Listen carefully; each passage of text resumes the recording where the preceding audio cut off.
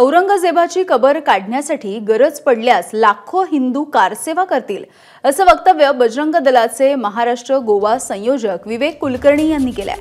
17 तारखेला राज्यभर जिल्हाधिकारी आणि तहसीलदारांना विश्व हिंदू परिषद कबरीच्या विरोधामध्ये निवेदन देणार आहे।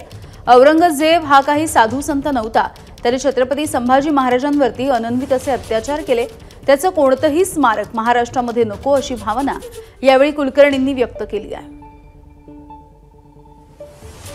ज्यांनी स्वतःच्या भावांना मारलं, ज्यांनी स्वतःच्या बापाला मारलं, हजारो लाखो हिंदूंचं ज्याने धर्मांतर केलं, अशा सगळ्या औरंग्याची कबर ही या सगळ्या देशामध्ये असणं, कुठलंही स्मारक असणं हेच मुळात दुर्दैव आहे। तर या औरंगजेबाचं, या परकीय आक्रमकाची कुठलीही कबर कुठलंही स्मृतीस्थळ हे या देशातून नष्ट करण्यात यावं अशी आम्ही वर्तमान राज्य सरकारला मागणी करू। सरकारने ही जर मागणी मान्य नाही केली तर आता केंद्राशीही चर्चा होईल, परंतु लाखोंच्या संख्येने बजरंगी हिंदू समाज हा संभाजीनगरकडे कूच करेल आणि कारसेवेच्या पद्धतीने कारसेवा होईल। एबीपी माझा, उघडा डोळे बघा नीट।